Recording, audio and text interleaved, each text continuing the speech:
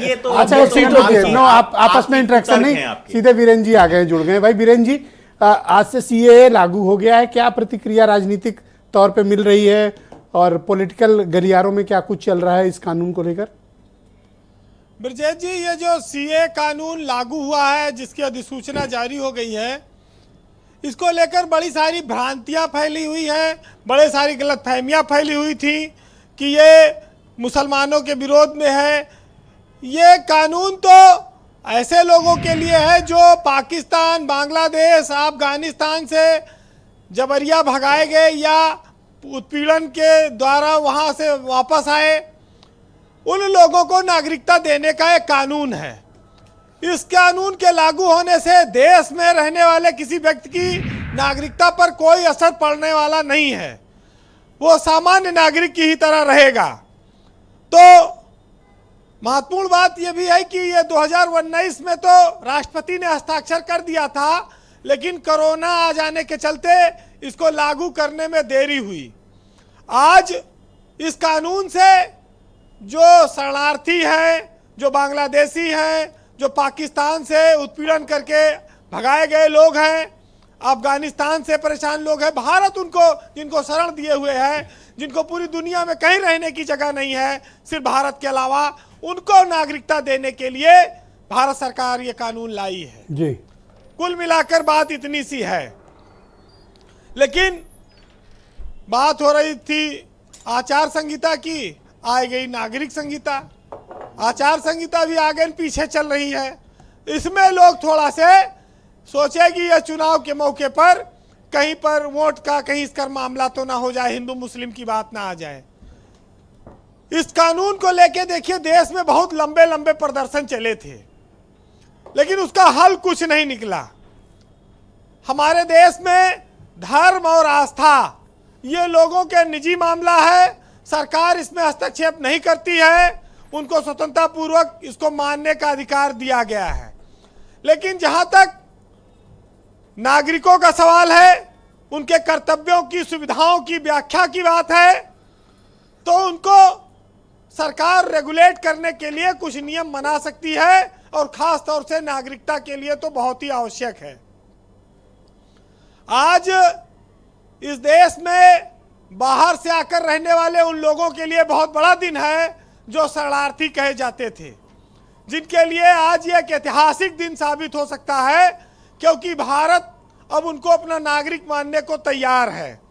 और ऐसे में 51 महीने बाद लागू की गई इस कानून को स्वागत करना चाहिए। ये स्वागत योग्य कदम है, इसमें घबराने की जरूरत नहीं है। ब्रजेश जी, हमारा देश अनेकता में एकता वाला देश है। हम सभी धर्मों के लोगों का सम्मान करने वाले लोग हैं। कोई कानून किसी को डराने के लिए नहीं है। इस देश में सभी को बराबर का अधिकार देने के लिए सब कानून बनाए गए हैं जी। तो इस बात से आज खुशी होनी चाहिए सबको। कौन पार्टी नहीं आई, कौन नहीं बोलती है, ये एक अलग बात है। लेकिन ये जो समाज है, ये जो यहाँ पर रहने वाले अलग अलग धर्म और जात के लोग हैं जी, ये हमारा कोई कबीला नहीं है कि कोई किसी पे आक्रमण करके कब्जा कर ले। ये देश संविधान से चलता है, और इसी देश ने समय समय पर तमाम सारे अपने संशोधन किए, अपने नागरिकों की भलाई के लिए किए। भारत सहिष्णु देश है, दूसरों के लिए भी, इंसान की जान माल के लिए भी बहुत त्याग किया गया इस देश में।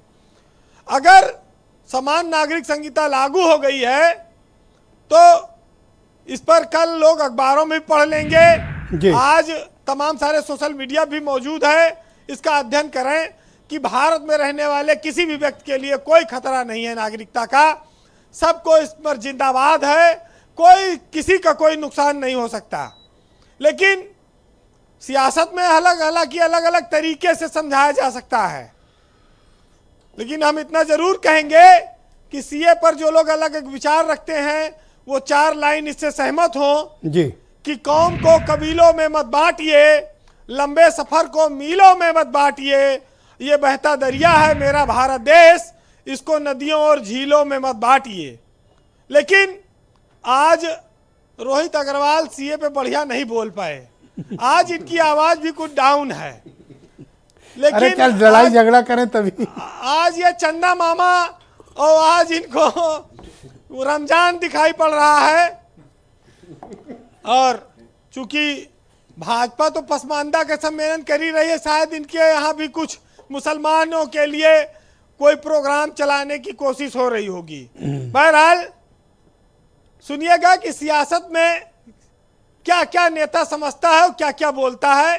इस पर एक बहुत शानदार शेर है जी कि सियासत में जरूरी है रवादारी समझता है, वो रोजा तो नहीं रखता मगर इफ्तारी समझता है, और ये सांसें तक लुटा सकता हूँ मैं उसके एक इशारे पर, मगर वो मेरे हर वादे को सरकारी समझता है। और कसीदा किस तरह लिखना है, कसीदा किस तरह पढ़ना है, वो कुछ समझे ना समझे मगर राग दरबारी समझता है। जी, बहुत बहुत शुक्रिया आपका वीरेन जी। ग्राउंड जीरो से आपने जो इनपुट, फीडबैक और अपने पॉलिटिकल ऑब्जर्वेशंस